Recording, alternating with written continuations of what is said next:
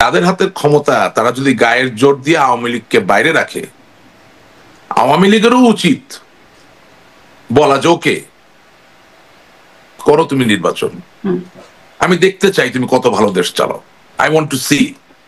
Because আমরা যে ভুলটা করছি একই ভুল তো হতে যাচ্ছে। মানে আপনারা কি এই অবস্থা যে আমরা যে ভুল করেছি তোমরা সেই ভুল করো না? 100% কেন কেন বলবো না এটা আমি? অফকোর্স আমরা ভুল করেছি। জাতীয় পার্টি একটা বিরোধী দল নাকি? আওয়ামী লীগের সভানেত্রী শেখ হাসিনা, ওনার অডিও ক্লিপ ফাঁস হচ্ছে কোন সময়টা? যখন তিনি প্রধানমন্ত্রী, তাই না? কে রেকর্ড করলো ওনার কথা? বাইডেন? কে রেকর্ড করছে ওনার কথা? Xi Jinping? পুতিন? ওনার কথা তো রেকর্ড করেছে ওনার লোকই। এই যে সামরিক বাহিনীর ঊর্ধ্বতন কর্মকর্তা যাদের নামে আপনার গ্রেপ্তারি পরোয়ানা ইস্যু হয়েছে, আপনি কি সত্যি মনে করেন যেখানে প্রত্যেকে দায়ী? Not at all. অন্যের দায়ে নিজেরা ফেসে গেছেন। তাহলে কারা দায়ী? আমি ওখানে স্পেসিফিক্যালি তাকে চিনি, জানি, তার সম্বন্ধে জানি যে বিভিন্ন রকম অপকর্মের সাথে জড়িত ছিল। এই যে তালিকা, তার মধ্যে তিনি আছেন? জি, এই তালিকার মধ্যে আছে এবং তিনি পলাতক। Utmost criminal. সামরিক বাহিনী বিষয়টা অস্বীকার করে রাশিদ রহমান, কিন্তু এই অপরাধ মানে যে কারণে গ্রেপ্তারি পরোয়ানা হচ্ছে সেটি গুম সংক্রান্ত অপরাধের কারণে গ্রেপ্তারি পরোয়ানা। আপনি বলছেন যে আটমোস্ট ক্রিমিনাল। কিরকম ক্রিমিনাল? আপনারা কি তাহলে মানে এই গুমের দায়টা নিচ্ছেন? আপনারা কেন জিনিসটা হবে? আমি যে লোকের কথা বলছি উনি করেছেন, ওনাকে ওনার দায় নিতে হবে। আপনারা হবে কেন? সরকারের কোন পর্যায়ে থেকে আসলে সম্পৃক্ততা ছিল? কারণ এই গুম কমিশনের রিপোর্ট বলি বা যেই একটা ডকুমেন্টারি দেখা যাচ্ছে সেখানে সর্বোচ্চ পর্যায়ে শেখ হাসিনা এবং স্বরাষ্ট্রমন্ত্রী তাদেরকে সহ দায়ী করা হচ্ছে। এরকম অনেক অঘটন, অনেক অপরাধ সংঘটিত হয়েছে যেটা আওয়ামী লীগের নাম্বার 1 শেখ হাসিনা অপচরে ছিল। তাদেরকে যে নেওয়া, এই বিষয়ে মানে এগুলো কি করে শেখ হাসিনা বা মানে সর্বোচ্চ পর্যায়ের অপচরে হয়ে যেতে পারে?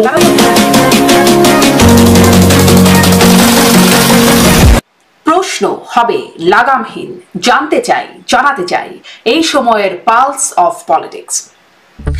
হঠাৎ কার্যক্রম নিষিদ্ধ হওয়া আওয়ামী লীগের সাবেক মন্ত্রী সাবের হোসেন চৌধুরীর বাসায় ইউরোপীয় ইউনিয়নভুক্ত 3 দেশের রাষ্ট্রদূত লম্বা বৈঠকে বসেছিলেন বেশ গোপনীয়তার সাথে। কিন্তু কি কথা তাহার সাথে?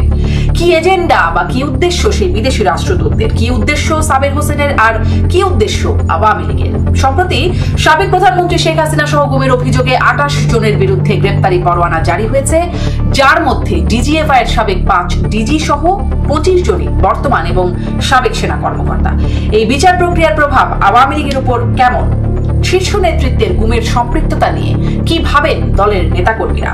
এসব নিয়ে আলোচনায় স্বপ্নধারা নিবেদিত পালস অফ পলিটিক্সে আমার আজকের অতিথি আওয়ামী লীগ নেতা রাশিদ রহমান। রাশিদ রহমান, আপনাকে স্বাগত জানাচ্ছি পালস অফ পলিটিক্সে আমার আজকের আয়োজনে। অনেকগুলো ঘটনা ঘটছে বা ঘটানো হচ্ছে, একে একে আসি। শুরুতেই কদিন ধরে আলোচনার মধ্যে যে বিষয়টি আসছে যে আওয়ামী লীগের সাবেক মন্ত্রী সাবের হোসেন চৌধুরীর বাসায় ইউরোপীয় ইউনিয়নভুক্ত 3টি দেশের রাষ্ট্রদূতরা গেছেন, সাক্ষাৎ করেছেন, বেশ বড় সময় ধরে বৈঠক করেছেন। মানে যেটি প্রশ্ন উঠছে যে আওয়ামী লীগের কার্যক্রম বাংলাদেশে এখন নিষিদ্ধ। এই নিষিদ্ধ ঘোষিত বা নিষিদ্ধ কার্যক্রম নিষিদ্ধ এমন একটি দলের সাবেক মন্ত্রীর সাথে বৈঠক, কি উদ্দেশ্যে তারা বৈঠক করতে আসলেন? মানে নর্ডিক কান্ট্রির রাষ্ট্রদূতরা কেন আসলেন? তাদের উদ্দেশ্য কি থাকতে পারে? সাবের হোসেন চৌধুরীর উদ্দেশ্যটা কি? এবং আওয়ামী লীগের মধ্যে কোনো উদ্দেশ্য বা এজেন্ডা আছে কিনা আপনার কতটা জানা আছে? আপনাকে ধন্যবাদ। দেখেন, আমি উত্তরটা যতটা সম্ভব কম স্পর্শকাতর ভাবে দেওয়ার চেষ্টা করব। বাংলাদেশ আওয়ামী লীগ বর্তমানে কোনো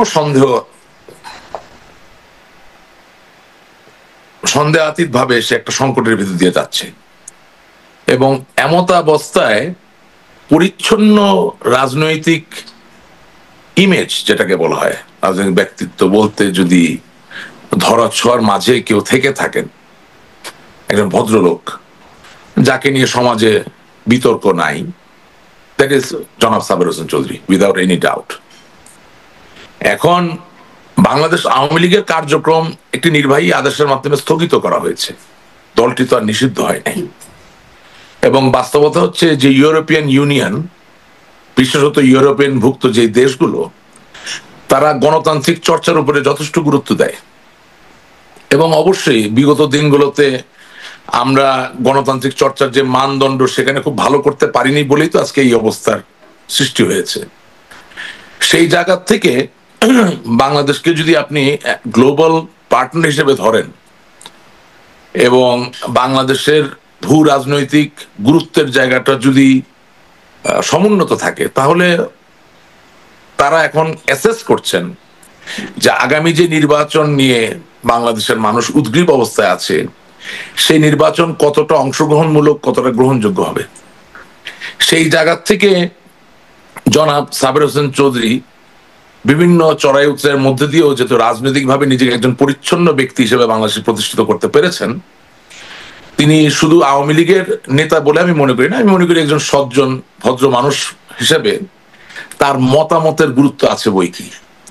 এবং এই যে তিনজন রাষ্ট্রদূতের যে আলাপটা হচ্ছে, আমি যতটুকু জানি they are actually going through a process of assessment, অর্থাৎ বাংলাদেশের আগামী দিনের গণতান্ত্রিক যে অভিযাত্রা, সেই অভিযাত্রায় আওয়ামী লীগ কতটা প্রাসঙ্গিক আছে এবং কতটা প্রাসঙ্গিক আকারে প্রতিষ্ঠিত হতে পারে আবার নতুন করে বা আত্মপ্রকাশ করতে পারে, সেই জায়গা থেকে কিন্তু জনাব সাবের হোসেন চৌধুরী সাহেবের সাথে দীর্ঘ আলাপচারিতা হয়েছে। এবং নট অনলি দ্যাট, আমি আপনাকে এটাও বলতে চাই যে ওই তিন রাষ্ট্রদূত শুধু জনাব সাবের হোসেন চৌধুরী নয়, আরো অনেক প্রতিষ্ঠিত রাজনৈতিক ব্যক্তিদের সাথে তাদের মতো করে সাক্ষাৎ করছেন, কথা বলছেন, বোঝার চেষ্টা করছেন। রাজনৈতিক ব্যক্তিরা কি আওয়ামী লীগের নাকি অন্য দল? না না, সেটা স্পেসিফিক্যালি আপনি যদি আমাকে জিজ্ঞেস করেন আমি বলতে পারি, বাট এটা বোধহয় ঠিক হবে না, কারণ আমাকে তো মানুষ ইন কনফিডেন্স তথ্যগুলো দেয়, তো আমি সূত্রটা বলতে চাচ্ছি না। আমি যেটা বলতে চাচ্ছি যে জনাব সাবের হোসেন চৌধুরী যদি একজন আউটস্ট্যান্ডিং পার্সোনালিটিতে রূপান্তরিত হয়েছিলেন আওয়ামী লীগে, সবাই খুব ভালো বলেন, এটাই বাস্তব, একদম সরল ভাষায় বলছি। তার থেকেও বড় কথা, আপনি জানেন যে ওই যে আইপিইউ এবং আপনার যে উনি নির্বাচিত সভাপতি ছিলেন ইন্টার পার্লামেন্টারি ইউনিয়নের, হ্যাঁ, so that is a very important thing. So obviously the ambassadors of these countries, they would come and pay a visit because his opinion has value. And moreover, so বাংলাদেশের ক্রাইসিসটা যখন খুব anarchy ঘিরে, তখন এই অ্যানার্কির মাঝে তো ভদ্রচিত উপদেশ, পরামর্শ, মতামতের একটা অন্যরকম মূল্য থাকবে, এটাই হচ্ছে। পাশাপাশি হ্যাঁ, বিএনপি, জামাত, এখনো জাতীয় পার্টি না, এমনকি এনসিপিরও কয়েকজনের সাথে এই রাষ্ট্রদূতরা বিভিন্নভাবে বৈঠক করছেন, আরো বৈঠক সামনে হবে। সো আবার আমাদের দলে এটা নিয়ে মিশ্র প্রতিক্রিয়া আছে। আচ্ছা, দলের প্রতিক্রিয়াটা নিয়ে একটু আসি, কিন্তু তার মানে বৈঠকের উদ্দেশ্য কি মানে একটা অন্তর্ভুক্তিমূলক নির্বাচন, আওয়ামী লীগকে কেমন করে অন্তর্ভুক্ত করা যায় এরকম একটা অ্যাসেসমেন্ট করা? কারণ দিনের শেষে তো এখন এটা কি ভাষায় বলবো আপনাকে, মানে আমরা তো নাই, সো একটা অ্যাসেসমেন্ট করা যে আগামী ইলেকশনটাকে কিভাবে গ্রহণযোগ্য করা যায়, সেই পথটা তারা অ্যাসেস করার চেষ্টা করছে। এখানে কোনো সিদ্ধান্ত হয়নি, কোনো সিদ্ধান্তের বিষয় আসলে নাই। এই অ্যাসেসমেন্টের একটা পরিকল্পনা বা মানে ধারণার মধ্যে কি রিফাইন্ড আওয়ামী লীগের যে আলোচনাটা ছিল, যেটি নিয়ে একটা সময় সেনাপ্রধান কথা বলেছিলেন, না, এটা রিফাইন্ড আওয়ামী লীগের কোনো বিষয় আসলে নাই। কারণ কি, আপনাকে আমি রিয়েলিটিটা বলছি, একটা বাস্তবতাটা বলছি। আওয়ামী লীগের ৯৯% কর্মী কোনো রিফাইন্ড বা না রিফাইন্ড এসব দিকে যাওয়ার কোনো বিষয় আসে না। তারা বঙ্গবন্ধুর আওয়ামী লীগেই বিশ্বাস করে, তারা তার কন্যা জননেত্রী শেখ হাসিনা, বাংলাদেশ আওয়ামী লীগের সভানেত্রী, তার এতেই বিশ্বাস করে। তো এখানে রিফাইন্ড আওয়ামী লীগের কোনো বিষয় আসলে নাই। এখানে যেটা হতে পারে যে বিভিন্ন পথ উদ্ঘাটন করা, যে বাংলাদেশের রাজনৈতিক ভারসাম্য বিরাজমান করার জন্য কিভাবে এই যে মুক্তিযুদ্ধের সপক্ষের বৃহৎ শক্তি, আসলে আমরাই তো পুরোধা শক্তি, আমরাই তো pioneers of the independence war, of the liberation struggle of Bangladesh. হ্যাঁ, বঙ্গবন্ধু শেখ মুজিবুর রহমানের নেতৃত্বে, এটা তো বই দলিল দস্তাবেজ তো খোঁজা লাগে না, এটা তো কমন সেন্স। সো এই দল কিভাবে প্রাসঙ্গিক থাকবে বা আদৌ থাকতে পারে কিনা, এই অ্যাসেসমেন্টটা চলছে। এখন সেখান থেকে রিফাইন্ড আওয়ামী লীগ চিন্তা করার কোনো সুযোগ আসলে নাই, প্রয়োজনও নাই।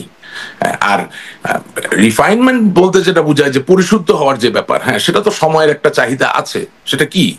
সেটা হচ্ছে যে আজকে আওয়ামী লীগের যে সংকট বিরাজমান, যার জন্য কোটি কোটি আওয়ামী লীগের নেতা কর্মীরা বিপদগ্রস্ত বা বিপদের সম্মুখীন হয়ে আছেন, এর পিছনে এর নেপথ্যে তো গুটি কয়েক বা বেশ কিছু লোকের তো একটা সরাসরি অংশগ্রহণ ছিল। এখন তাদেরকে যদি আপনি বাদ না দেন, মানে পরিশুদ্ধকরণের যে প্রক্রিয়া, তাতে করে তো আসলে সামনের দিকে চলা খুব কঠিন। কারণ আমাদের সবচেয়ে বড় যে ড্রব্যাকটা হয়ে গেছে, এটা শুধু আওয়ামী লীগ বলে বলছি না, আমি বাংলাদেশে যারাই রাজনীতি করেন তাদের সকলের জন্য বলতে চাই যে somehow or the other 2014, 2014, 2018, 2018 and of course 2024, 2024 সালের এই যে বিশাল একটা young generation, they have been like, they claim or we don't want to accept, আসলে accept না করে তো পাই নাই, যে they were out of the electoral process, হ্যাঁ, in as far as the participation is concerned. এটার তো কোনো স্ট্যাটিস্টিক্স নেওয়া হয় নাই, এটা তো কোনো পরিসংখ্যান করা হয় নাই। It's a huge number. এখন আপনি ভুল ত্রুটি চলার পথে হয়, আপনি যদি একান্ত এই ভুল ত্রুটিকে সঠিক না করেন বা একটু যদি আলাপ না করেন যে হ্যাঁ দিস ওয়াজ রং, এটা আমাদের করতে হবে, তাছাড়া তো মানে এখন যে অ্যাসেসমেন্ট হচ্ছে, আমি একদম আপনাকে এভাবে বলতেছি, it's an assessment from the diplomatic core. হ্যাঁ, আপনি বাইরে থেকে যাবেন তো সমস্যা। মানে আমাদেরকে কোনো একটা জায়গায় আসতে হবে যেখানে আমাদেরকে প্লেজ করতে হবে যে we will do something better. এটা হচ্ছে বর্তমান পরিস্থিতি। মানে তারা আসলে অ্যাসেস করতে আসছে যে তাদেরকে মানে আওয়ামী লীগকে কিভাবে ইনক্লুড করা যায় বা আওয়ামী লীগ এই প্রক্রিয়ায় থাকতে পারে কিনা। কারণ পৃথিবীর কোন দেশে কোনো আনস্টেবল গভর্নমেন্ট চায় না। কিন্তু আপনি বলছিলেন যে এটা একটা অবভিয়াস, যে তিনি মানে সাবির হোসেন চৌধুরীর যে অবস্থান, তিনি ইন্টার পার্লামেন্টারি ইউনিয়নের সভাপতি, নির্বাচিত সভাপতি, এই সব তো নিজেকে পরিচ্ছন্ন রেখেছে সজ্জন ব্যক্তি, সেই জন্য কিন্তু দেখা করতে সেরকম লুকোচুরি কেন? একটা দেখলাম এক গাড়িতে করে আসা, গণমাধ্যমের চোখ এড়ানোর একটা অবস্থা। আচ্ছা, এটাকে লুকোচুরি কেন বলবেন? তারা তো VIPs of this country, right? They have certain protocol. এখন unofficially it's not official visit in any way. কারণ আনঅফিশিয়াল ভিজিটে সাবির হোসেন চৌধুরী সাহেবের মানে ডিপ্লোম্যাটিক লেভেলে তো তার যাওয়া আসা সম্পর্ক সুদৃঢ়। এখন তার সাথে দেখা করতে আসবে তার পরিবারের বাসায়, যদি 3টা পতাকালা গাড়ি পুলিশের এসকর্ট নিয়ে, তা তো ভাই এটা তো মানে বিউগল বাজায় মানুষকে জানানোর মতো হইলো যে যাচ্ছি আমরা আলাপ করতে। তো ব্যাপারটা তো অনানুষ্ঠানিক আলাপ। তো একদিক দিয়ে 3জনকে কলিগ বলতে পারেন, যদিও একই দেশের রাষ্ট্রদূত না, বাট 3টাই কিউভুক্ত। So 3 colleagues if they travel in the same car, হ্যাঁ, আড়ম্বর মানে অতি আড়ম্বরের জায়গা থেকে যদি একটু, এটাকে তো আপনি লুকাচুরি কিছু বলতে পারেন না। কারণ লুকাচুরি করবে কিভাবে?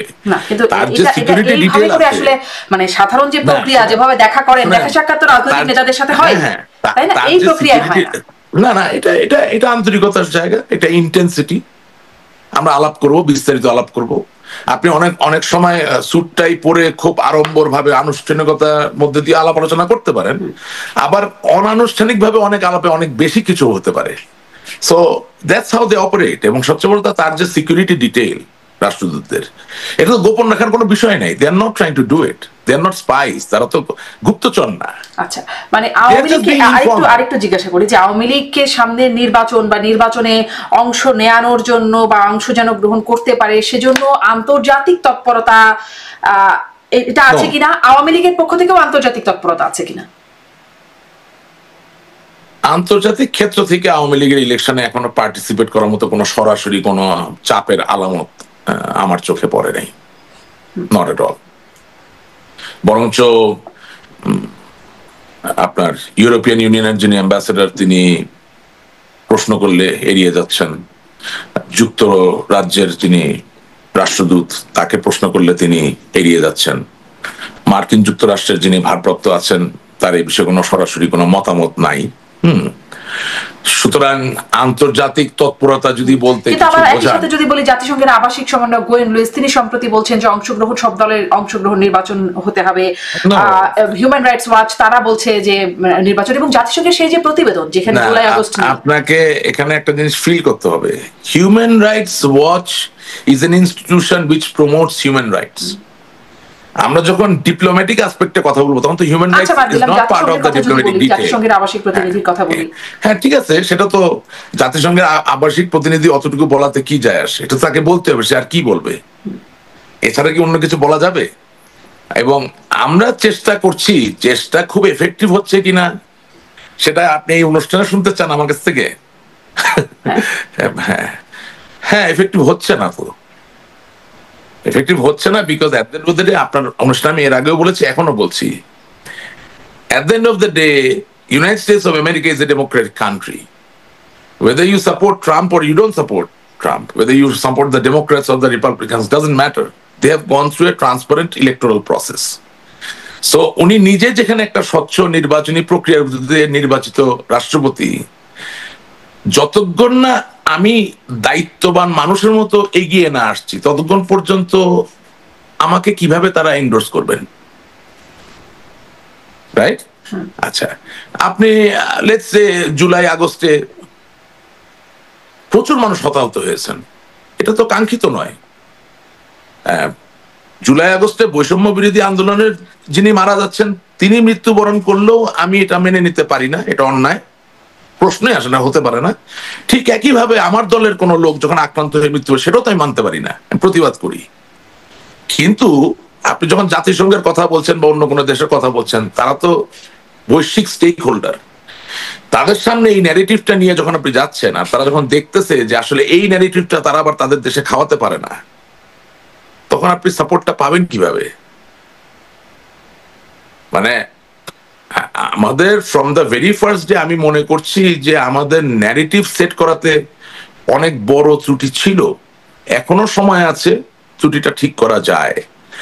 আর ব্যক্তিগতভাবে আপনাকে বলতে চাই, আওয়ামী লীগের একজন কর্মী বা শুভাকাঙ্ক্ষী হিসেবে বলতে চাই, আমি তো মনে করি যে যেই আশ্বাস বা বিশ্বাসের উপর নির্ভর করে বৈষম্য বিরোধী আন্দোলন হয়েছে এবং 5ই আগস্টে আমরা বিতাড়িত হয়েছি বা চলে আসতে বাধ্য হয়েছি, হ্যাঁ, সেই 5ই আগস্টের যে সংকল্প বা যে প্রতিশ্রুতি দিয়ে মানুষের সামনে এই ঘটনাটা ঘটেছে, সেটা সত্যিকার বাস্তবায়ন হয় কিনা সেটা দেখার জন্য আওয়ামী লীগের উচিত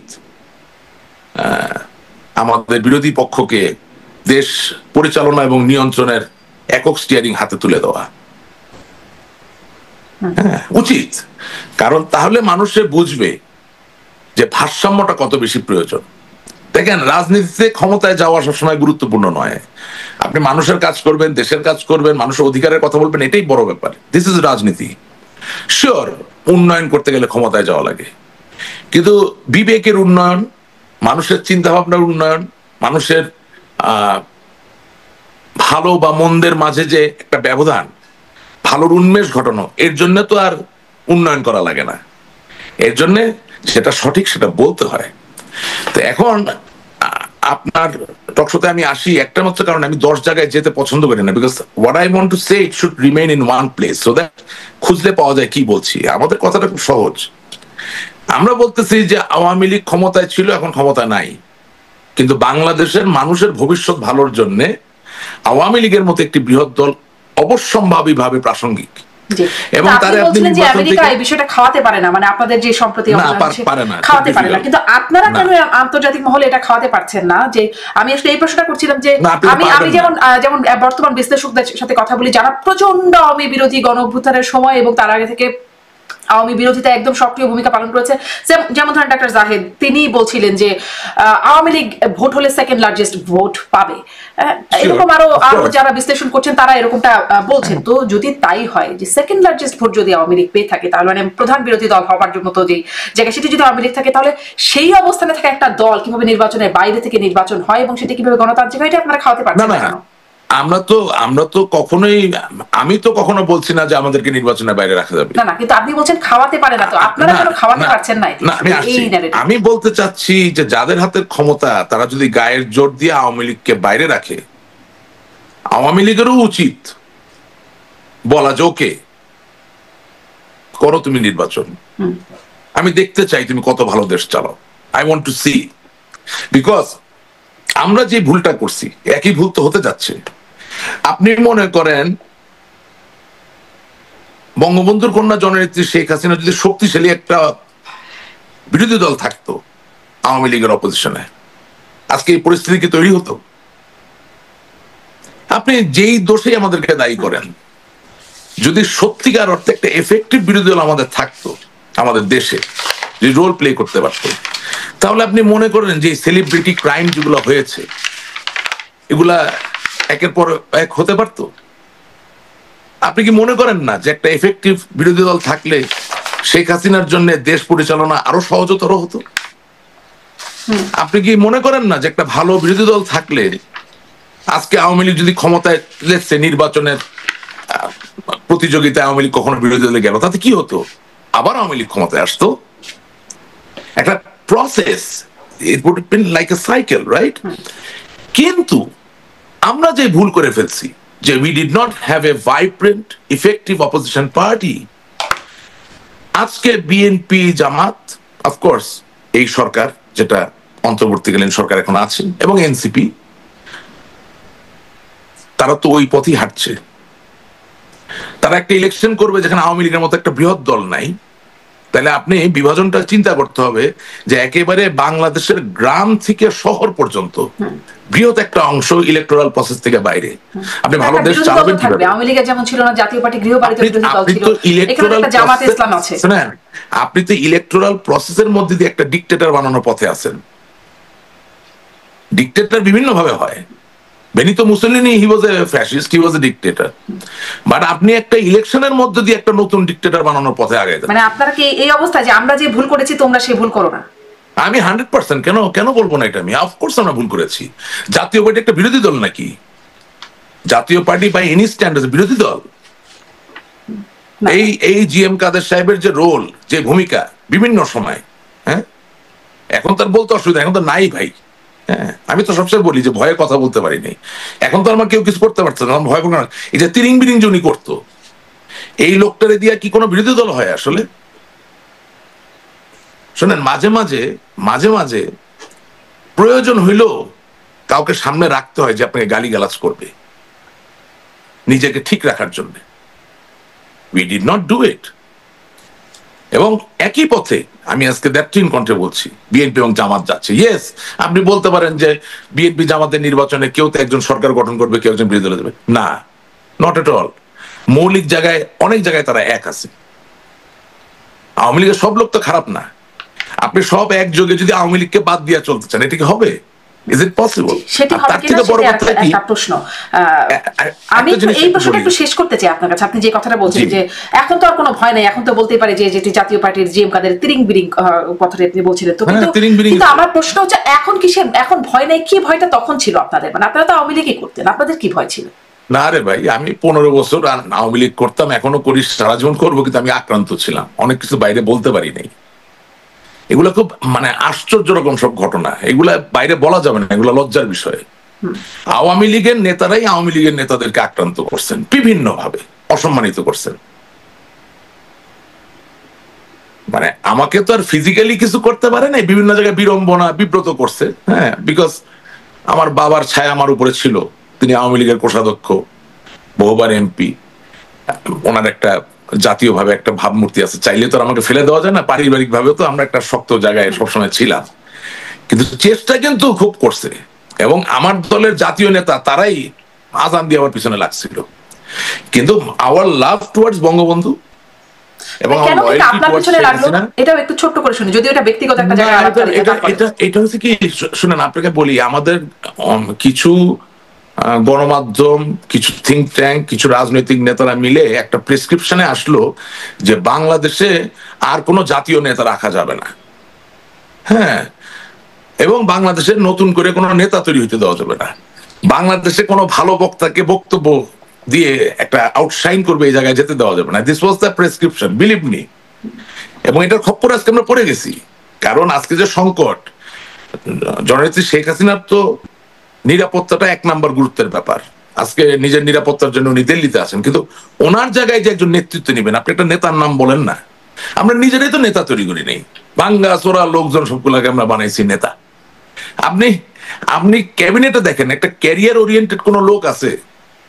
মানে ক্যারিয়ার ওরিয়েন্টেড বলতে বুঝাচ্ছি যারা তাদের মন্ত্রী হওয়ার আগে বা রাজনীতি করার আগেই সমাধান কিভাবে দিতে হয়, সমাধান যাত্রা যারে বলে, সেই সমাধান যাত্রার মধ্যে দিয়ে স্বনামধন্য হয়েছেন, পরিচিত হয়েছেন বাংলাদেশের মানুষের কাছে, সেটা কি আছে? আপনি এন্টায়ার ক্যাবিনেট থেকে 5টা লোকের নাম বলেন না। জি, যে কিন্তু ওই যে জাতীয় নেতা তৈরি হতে দেওয়া হবে না, ভালো বক্তা, কিন্তু নেতা যে হবেন আপনাকে তো ভোটে জিতে আসতে হবে, মানে সেইখানে তো আপনাকে না, করে আসতে হবে, তাই না?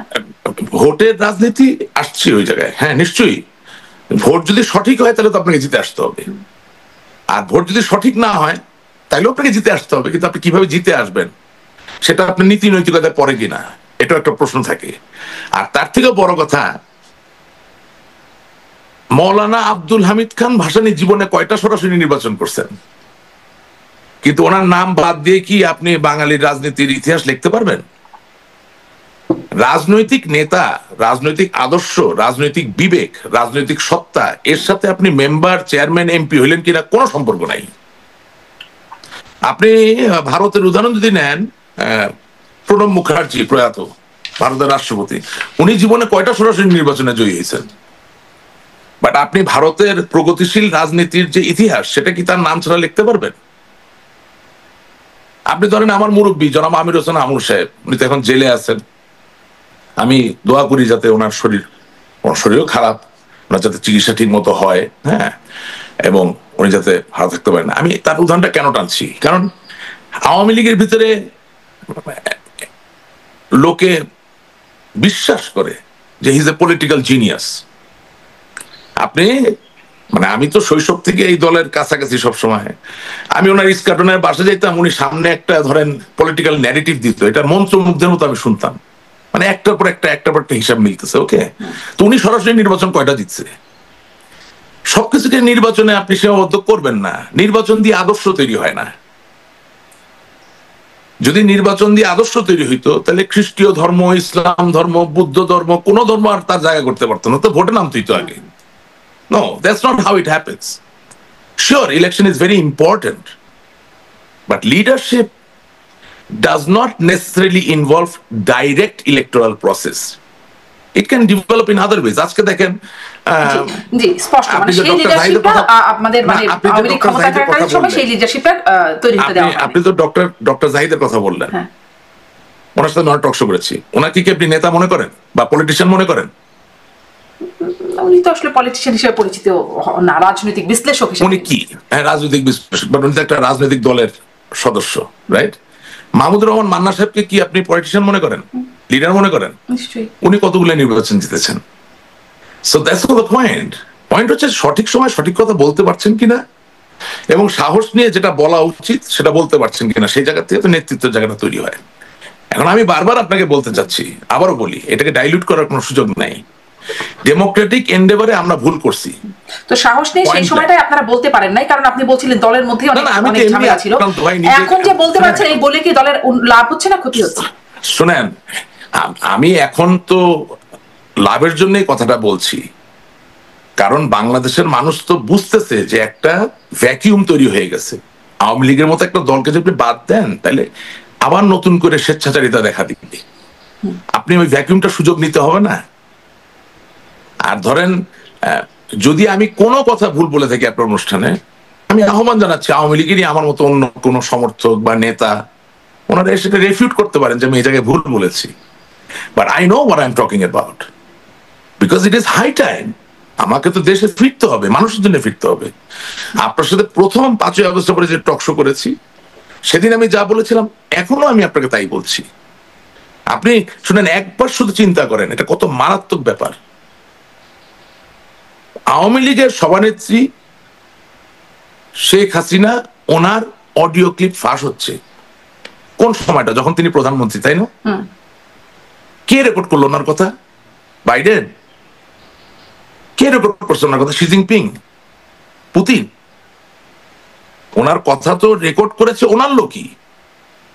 কত বড় ধৃষ্টতা এবং কত বড় ব্যর্থতা আপনি চিন্তা করতে পারেন যে দেশের প্রধানমন্ত্রীর কথা রেকর্ড হচ্ছে। তাহলে আপনি যদি এখন বলেন যে না আমি ভুল করি নাই, এটা কি হলো? আজকে যত ইমপ্লিকেটিং অডিও বের হচ্ছে, আমি দেখি ওই যে বিটিভিতে লাইভ এই যে আপনার যে বিচার কার্য তারা করার চেষ্টা করছে, হ্যাঁ, তো সেখানে অডিওগুলো যে চালায়, তো আপনি মনে করেন আন্তর্জাতিক অপরাধ ট্রাইব্যুনালের চিফ প্রসিকিউটর কি রেকর্ডিং করছিল নাকি তখন? তো তাইলে আপনাকে তো স্বীকার করে আসতে হবে যে হ্যাঁ আমি এখানে ভুল করছি, এখানে ভুল করছি, এটা আমার ঠিক করা দরকার, রাইট? আপনি আজকে দেখেন যে এই যে সামরিক বাহিনীর ঊর্ধ্বতন কর্মকর্তা যাদের নামে আপনার গ্রেপ্তারি পরোয়ানা ইস্যু হয়েছে, আপনি কি সত্যি মনে করেন যেখানে প্রত্যেকে দায়ী? Not at all. অন্যের দায়ে নিজেরা ফেসে গেছেন। তাহলে কারা দায়ী? আমি ওখানে স্পেসিফিক্যালি একজনের নাম বলতে পারি, এটা আমি বলবো না এখন। আমি স্পেসিফিক্যালি তাকে চিনি, জানি, আমি তার সম্বন্ধে জানি যে বিভিন্ন রকম অপকর্মের সাথে জড়িত ছিল, কিন্তু সে কমান্ড স্ট্রাকচারের মাঝামাঝি থাকার কারণে তার উপরে ওই সময় যারা ছিল তারাও ফেসে যাচ্ছে। সামরিক বাহিনী কি বেছে বেছে খারাপ লোক নেয় নাকি? তারা তো একটা ওরিয়েন্টেশন, একটা রেজিমেন্টেশনের ভিত্তিতে তিনি কি এই যে তালিকা তার মধ্যে তিনি আছেন? জি, এই তালিকার মধ্যে আছে এবং তিনি পলাতক। আচ্ছা, তিনি পলাতক। হ্যাঁ, উনি মিড লেভেল হায়ারার্কির ভিতরে ছিলেন। Is a utmost criminal.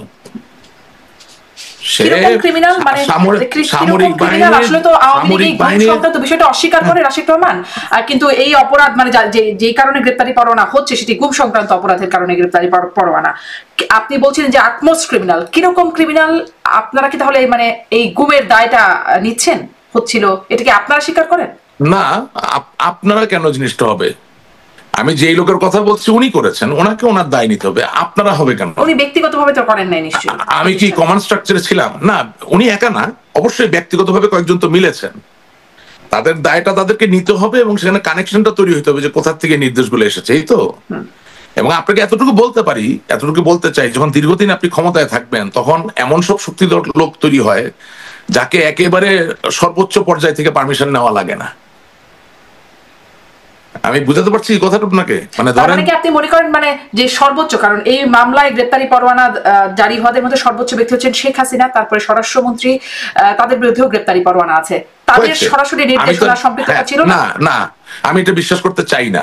কথাটা একদম পয়েন্ট ব্ল্যাঙ্ক পরিষ্কার। তবে আমার কাছে জীবন্ত সাক্ষী এবং ঘটনা আছে যারা ওই মিড লেভেল, মিড টায়ারের যে ব্যক্তির কথা আমি বলছি তাদের ডাইরেক্ট ইনভলভমেন্টের কথা স্বীকার করবেন বা স্বীকার করেন বা বলেন।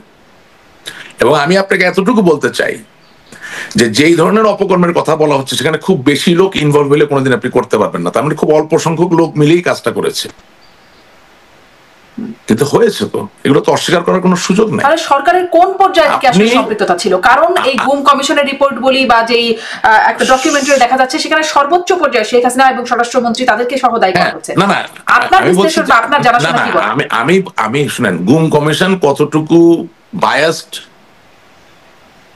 এটা তো সুযোগ আছে, এটা নিরপেক্ষ হবে এমন কোনো কথা নেই। আমি মনে করি বায়াসড, কিন্তু আপনাকে আমি বলছি শত বায়াসড হওয়ার ভিতরেও এখানে কিছু সত্যতা আছে। এখন আপনাকে রক্ষা করার জন্য পুলিশ গুলি করছে, কেউ মারা গেছে, গুলি করেছে এটা তো সত্য, কেউ মারা গেছে এটাও সত্য। এখন আপনার জান রক্ষার্থে গুলি করেছে কিনা সেটা বিতর্কের বিষয় হতে পারে, সেটা সত্য না মিথ্যা, কিন্তু কিছুটা তো সত্য। সুতরাং কথা হচ্ছে যে যেই অভিযোগগুলো উঠেছে সেটা তো মিথ্যা নয়। আপনি বাংলাদেশে ব্যাংকের কোন একজন চেয়ারম্যান, তাকে নিয়ে কোন একজন কার্টুনিস্ট একটা কার্টুন এঁকেছেন, তাকে জেলে যেতে হয়েছে, যেতে হয়নি? হ্যাঁ, তো ঠিক আছে, সে তো ফটো জার্নালিস্ট ছিল বলে তাকে হয়তো বা খুব বেশি দিন আপনি কি বলে আটকাতে পারেন নাই। কিন্তু সেই কার্টুনিস্ট তো আমার বন্ধুর কাছে বলতেছে যে যেই হাত দিয়ে সে কার্টুন আঁকে, যেটা তো তার মেধা বা সেখানে মারা হচ্ছে যে কার্টুন এঁকেছিস, আয় তোকে বুঝাচ্ছি কত cartoon. So this things have happened. এখন আপনি যদি প্রশ্ন করেন যে শেখ হাসিনা কি জানতেন? নো, উনি জানতেন না। আমি দায়িত্ব নিয়ে বলতেছি, শি ডিড নট নো। কারণ এটা তো খুব স্বাভাবিক। ধরেন আপনি একটা প্রতিদিন টিভি চ্যানেলে ছিলেন, right? And you are one of the most successful anchor in that TV channel. আপনার অনুষ্ঠানগুলো খুবই পপুলার ছিল, রাইট? তো এখন ধরেন besides hosting, besides being a anchor, you had other clerical assignments also for the TV channel, correct? এখন টিভির যিনি চেয়ারম্যান বা যিনি এমডি, তিনি আপনার উপরে অনেক আস্থা রাখতে পারেন। সো একটা টিভি চ্যানেলও তো পলিটিক্স আছে, সেখানেও তো এমপ্লয়ি আছে, তাই না? এখন ওরা দেখতেছে যে আপনার টিভি চ্যানেলে এমডি মহোদয়, চেয়ারম্যান মহোদয় তারা আপনার উপর খুব আস্থা রাখেন, কারণ হঠাৎ করে আপনি একদিন গিয়ে বললেন মোশাররফ সাহেব এই কাজটা একটু করেন তো, এটা এমডি সাহেব বলেছেন। তো মোশাররফ সাহেবের ঘাড়ে কয়টা মাথা যে আপনাকে প্রশ্ন করবে যে আমি এমডি কে জিজ্ঞেস করে তারপর করবো? সে তো দেখতেছে যে এমডি আপনার উপর নির্ভর করে। তো এরকম অনেক অঘটন, অনেক অপরাধ সংঘটিত হয়েছে যেটা আওয়ামী লীগের নাম্বার 1 শেখ হাসিনা অপচরে ছিল। আমি বলতে চাচ্ছি না যে আমরা আরো কেয়ারফুল থাকতে পারতাম বা হুম্মাম কাদের তাদেরকে যে নেওয়া এই বিষয়ে মানে এগুলো কি করে শেখ হাসিনা বা মানে সর্বোচ্চ পর্যায়ে অগোচরে হয়ে যেতে পারে? তারা তো হুম্মাম কাদেরকে কেন আপনি নিবেন? হুম্মাম কাদেরকে কেন নিবেন? তার বাবার আপনি বিচার করেছেন, আপনার বিচার সত্য হলে সেটা তো উনি সাজা পেয়েছেন। হুম্মাম কাদের কি কোন যুদ্ধ অপরাধ করছে, বা হুম্মাম কাদের কোথায় কারে খুন করছে, বা হুম্মাম কাদের কোথায় ডাকাতি করছে? ব্রিগেডিয়ার আজমি সাহেবের ব্যাপারটা ডিফারেন্ট। কেমন? উনি মিলিটারি ভিতর থেকে আমি শুনেছি উনি বিদ্রোহের ডাক দিচ্ছিলেন। That is another thing, I don't know, মানে পুরো জিনিসটা এখনো সামনে আসে নাই। But as far as I am concerned, Hummam Quader কি করছে, এবং হুম্মাম কাদের কত বড় ফ্যাক্টর ছিল যে তাকে নিয়ে আপনার আটকে রাখতে হবে? মানে why would you do something like that? আজকে লেফটেন্যান্ট জেনারেল আকবর মহোদয় উনি যে কথা বললেন, রেকর্ডিংটা আমি দেখলাম, হ্যাঁ, এরা তো ধরেন committed sincere officers of Bangladesh army, হ্যাঁ, বাংলাদেশের সুরক্ষাই তো চায়, কোনোদিন খারাপ চায় নাই, কারো খারাপ চাইছে বলে আমার মনে হয় না, ব্যক্তিগতভাবে তো ওনাকে চিনি। উনি তো বলতেছেন যে আমি নিজে তৎকালীন প্রাইম মিনিস্টারের কাছে গিয়ে পরপর দুইবার, আপনি একটা জিনিস চিন্তা করেন, একজন মেজর জেনারেল প্রাইম মিনিস্টার বলতেছে যে অমুককে ছাড়া দরকার, এটা অনেক সাহস লাগে। কিন্তু আজকে সে তো হি ইজ আন্ডার ইন্ডাইটমেন্ট, তাকে তো ওয়ারেন্ট ইস্যু করা হয়েছে, তাই না? তো আপনি মনে করেন ক্যামেরার সামনে তো আর কেউ এত বড় মিথ্যা কথা বলে না যে আমি গিয়েছি, আমি বলেছি, হ্যাঁ। তো পাশাপাশি তো উনি আরেকজন ইনভলভমেন্টের কথা বলেছেন, মেজর জেনারেল তারেক সিদ্দিক, ওনার কথা তো বলেছেন না? এখন আমি যেটা বললাম যে একটা ঘটনায় আপনাকে তো পর্যায়ে পর্যায়ে সত্য যাচাই করে একটা জায়গায় পৌঁছাতে হবে। কিন্তু এটাও তো ঠিক যে শৈশবকাল থেকে আমি তো নেত্রীকে চিনি, উনি রাজনীতি ভালোবাসেন, উনি ক্ষমতা ভালোবাসেন, উনি আওয়ামী লীগকে ভালোবাসেন, উনি দেশের জন্য কাজ করতে চান, উনি মানুষ, সব ঠিক আছে। কিন্তু তাই বলে আমি বিশ্বাস করতে চাই না যে কার্টুনিস্ট অ্যারেস্ট হবে আর উনি জানবেন। That's a joke, it cannot be. হ্যাঁ, আপনি গুমের শিকার যাদেরকে নিয়ে আসতেছে কোনোটা আমি সাপোর্ট করি না, আমার সহানুভূতি তাদের জন্য 100%। কিন্তু যাকে নিয়ে আসতেছে তার প্রোফাইলটা দেখেন তো, তাকে কেন শেখ হাসিনার গুম করা লাগবে? একটু হিসাব মিলান তো, প্রোফাইলটা মিলান। মানে শেখ হাসিনা তো গুরুত্বপূর্ণ কাউকে গুম করাবেন যদি করান, আপনি আমার কথাটা বুঝতে পারতেছেন? তো যাদেরকে গুম কমিশনের সামনে নিয়ে আসছে তাদের আর্থসামাজিক প্রোফাইলটা কি যে জননেত্রী শেখ হাসিনাকে গুম করাইতে হবে? হ্যাঁ, তো যারা গুম করা, তো আপনার ভাষ্য মতে যারা গুম করা তারা কি উদ্দেশ্য করা? আমি কথা শেষ করি। হ্যাঁ, আমি নেতা, আমার হাতে ক্ষমতা আছে, আমার দায়িত্ব যাতে এই ক্ষমতাকে অপব্যবহার না করতে পারে। শিওর, এই জায়গাটা তো রয়েছে, এবং এটা আমরা বারবার বলছি যে সেই জায়গায় আমাদের রিফাইনমেন্টের প্রয়োজন আছে। কারণ আমাদের তো এখনো দেশের প্রতি অনেক দায়িত্ব, কিন্তু বারবার যদি আমাদের সুযোগ নিয়ে অন্যকে অপব্যবহার করে, সেই জায়গাটাও তো বন্ধ করা দরকার। তার মানে চেকস এন্ড ব্যালেন্স যেটা বলে, চেক এন্ড ব্যালেন্স ছিল না। আচ্ছা, এখন গুম কারা করছেন ভাই, এটা তো আমি বলতে পারি না, আমাকে বলে তো গুম করে নেই। আমি এডুকেটেড অ্যানালিসিস করার চেষ্টা করি, খুব চেষ্টা করি, এবং আমি গুম কমিশনের যাদের তারা ইন্টারভিউ নিচ্ছে বা ভুক্তভোগী তাদের সবার প্রতি সহানুভূতি জানিয়ে বলি যে এটা কোনোদিন কোনো মানুষের হোক এটা আশা করি না, এবং যারা করেছে তাদের বিচার হওয়া উচিত। তবে এটাও মনে রাখবেন শারমিন, আপনার অনুষ্ঠানে তো আপনি যে কাউকে ডেকে ইন্টারভিউ নিবেন না। সো যখন আপনি দায়ী করতেছেন number 1 person of the country, সে কি আদৌ ওই আর্থসামাজিক প্রোফাইলের লোকটাকে গুম করাতে বলতো কিনা বা বলবে কিনা, এটাও তো একটা যৌক্তিক ভাবে আপনাকে সিদ্ধান্তে পৌঁছাতে হবে। প্রবলেম হচ্ছে যে আমাদের যে কথা বলার যে জায়গাটা, এখন কি বলবো, যে ইদানিং তো রাজনীতিতে খুব খারাপ ভাষায় কথা বলে, মানে এই বলদ টলদ চারিপাশে এত বেশি হয়ে গেছে যে সঠিক একটা অ্যাসেসমেন্ট, একটা ন্যারেটিভ আপনি যে কারো পক্ষে দিবেন সেটা দেওয়ারও লোক নাই। আচ্ছা, তাহলে আপনার বিশ্লেষণ থেকে আরেকটু এটা পরিষ্কার হয়েছে, নাম্বার 1 আসলে এই প্রোফাইলে মানুষকে গুম করার কোনো কারণ আপনি বলছেন যে এখানে কোনো কারণ না আপনার কাছে। আমি তো তাহলে যারা করাচ্ছে আপনি কি এটা বলতে পারেন যে তারা কেন করাচ্ছেন? মানে এই প্রোফাইলে নানান রকম প্রোফাইল, তারা না, একদম কিশোর। শোনেন, হুমাম কাদেরটা তো লেফটেন্যান্ট জেনারেল আকবর বলতেছেন যে তিনি প্রধানমন্ত্রীকে বলেছেন ছেড়ে দেওয়ার জন্য। আমরা ওই জায়গাটাই থাকি। হ্যাঁ, 2 বার বলেছেন ছেড়ে দিতে। হ্যাঁ হ্যাঁ, ছেড়ে দিতে বলছেন। আর ব্রিগেডিয়ার জেনারেল আজমির যে ব্যাপারটা, সেটা আমি যতটুকু শুনেছি, ভুল শুনতে পারি, যে উনি একটা রেবেলিয়ান ইনস্টিগেট করতেছিলেন। এটা তো আপনি করতে পারেন না, মানে আর্মিতে থেকেও পারেন না, আর্মির বাইরেও পারেন না। হ্যাঁ, এখন বাংলাদেশ সেনাবাহিনী বা সামরিক বাহিনী নিজের স্বার্থেই, আগামী দিনের স্বার্থেই আসলে ব্রিগেডিয়ার জেনারেল আজমির সাহেব ইনস্টিগেট করছিলেন কিনা একটা রেবেলিয়ান বা বিদ্রোহ, সেটা ওদেরকে তদন্ত করতে হবে তাদের স্বার্থেই। কিছু কিছু জিনিস আমি পারঙ্গম লোকদের উপর রাখতে চাই। হ্যাঁ, নিশ্চয়ই বিদ্রোহ করলে তারও একটা শাস্তি আছে, একটা আইনি শাস্তি আছে, সেনাবাহিনীর আইনেও শাস্তি আছে, তাকে গুম করে রাখা এটা আবার কিন্তু আমি আপনাকে যেটা বলতে চাচ্ছি যে হ্যাঁ এক্স্যাক্টলি, না না আমি তো কোনোভাবে গুমকে সমর্থন করা যায় না, এটা বিচার হতে হবে। কিন্তু আমি আপনাকে যেটা বলতে চাচ্ছি যে ওই 1-2টা নাম ছাড়া অন্য যে নামগুলো আপনি বলছেন, সেটা তো শেখ হাসিনা বাদ দিলাম, আপনার কাছেও গুরুত্বপূর্ণ না। গুম করবেন কেন? তাইলে যিনি গুম করতেছেন তার হয়তো বা কোনো স্বার্থ ছিল, সেটা তদন্ত করে দেখতে হবে। টাকা পয়সা, সহায় সম্পদ, আপাত ক্ষমতা, আপাত সুযোগ সুবিধা, হ্যাঁ, কিন্তু সেটা সঠিকভাবে, কারণ এটা তো হিসাবে মিলে না। বিকজ আপনি বাংলাদেশ আওয়ামী লীগ আব্দুর রহমান সাহেবকে ডাকেন, উনি প্রেসিডিয়াম সদস্য। আপনি মাসুদ করিম সাহেবকে ডাকেন, তিনি বাংলাদেশের প্রতিদর্শক সাংবাদিক। আপনি আনিস আলমগীরকে ডাকেন, he is talk of the town, he is courageous, he talks good, right? আপনি এনসিবির বড় বড় নেতাদেরকে ডাকতেছেন, আপনি কেন? বিকজ দে আর রেলিভেন্ট, তারা আপনার রাডারে ধরা পড়ে। যে আপনার রাডারে ধরা পড়ে না, তারা তো আপনি ডাকবেন না। এখন আপনি আমার জিনিসটা নির্মোহভাবে বোঝার চেষ্টা করেন যে শেখ হাসিনা কোথায়, আর যে গুম কমিশনের অন্যতম মানে যিনি একজন ইন্টারভিউ দিচ্ছেন, তিনি কোথায়, এটা কিভাবে ওনার রাডারে পড়বে? So how can you accuse her? হ্যাঁ, স্টেটের রেসপন্সিবিলিটি ওনার হাতে ছিল, রাষ্ট্রের রেসপন্সিবিলিটি ওনার হাতে ছিল। সেটা তো অনেক বড় বিচার্য বিষয়। তাহলে তো ওই একই দায়ে তারিক জিয়া সাহেব অভিযুক্ত, হ্যাঁ, বেগম খালেদা জিয়া অভিযুক্ত। অপারেশন ক্লিন হার্ট হয়েছে, বিচার ছাড়া মানুষকে গুলি করে মেরেছে। এখন যাকে গুলি করে মেরেছে উনি কি চাঁদাবাজ ছিলেন, মাস্তান ছিলেন, না গুন্ডা ছিলেন, এটা বিচার করার দায়িত্ব যার হাতে অস্ত্র তার তো না। আপনি হলিউডে একটা মুভি আছে, এটার নাম হচ্ছে জাজ ড্রেড।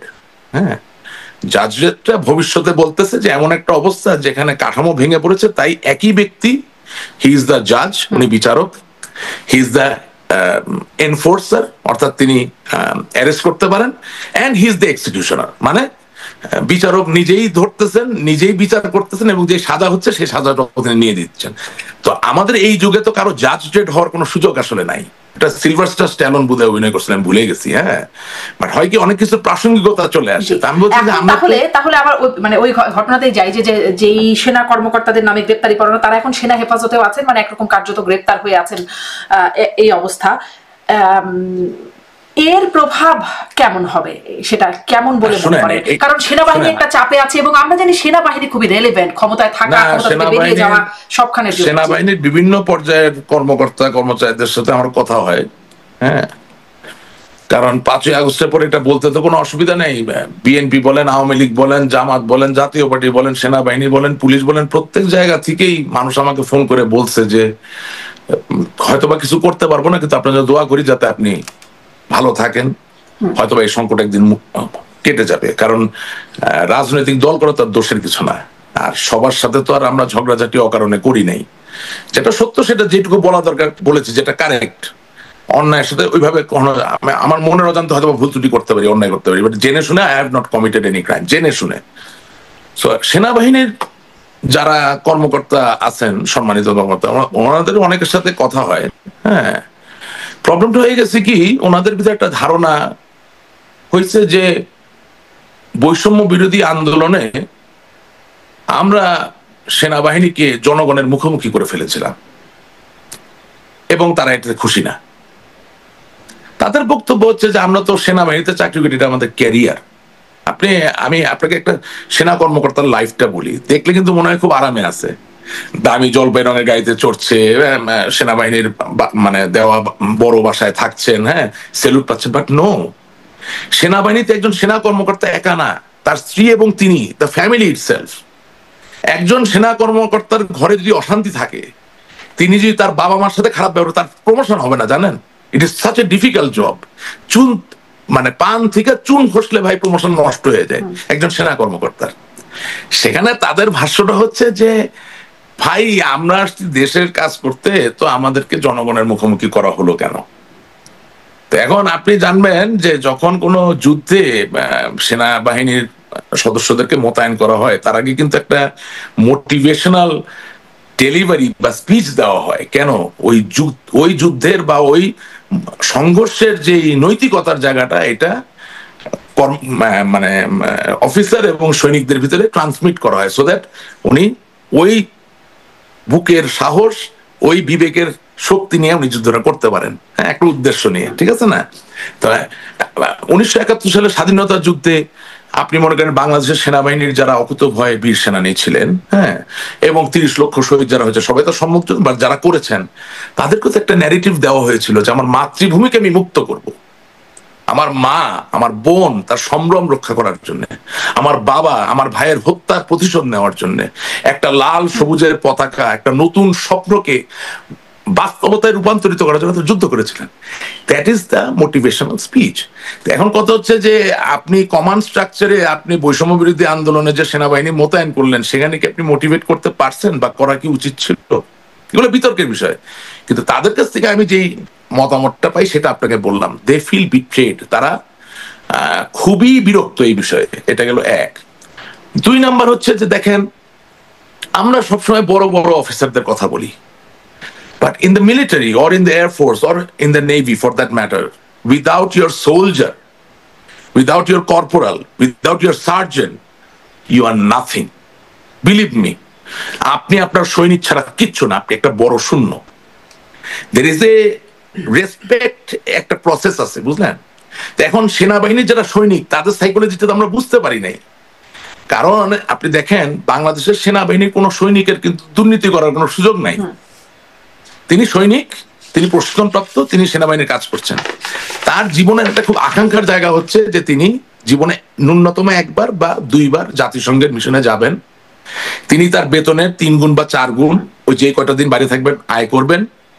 সেটা দিয়ে তিনি যখন রিটায়ারমেন্টে যাবেন, তিনি তার আত্মসম্মানপূর্ণ, আত্মমর্যাদায় পূর্ণ একটি জীবনকে নিশ্চিত করবেন। কিছু ঘর বাড়ি, হয়তো ছোটখাটো ব্যবসা, কিছু জমি টমি, এটা তাদের জন্য খুব ইম্পর্টেন্ট একটা ফ্যাক্টর।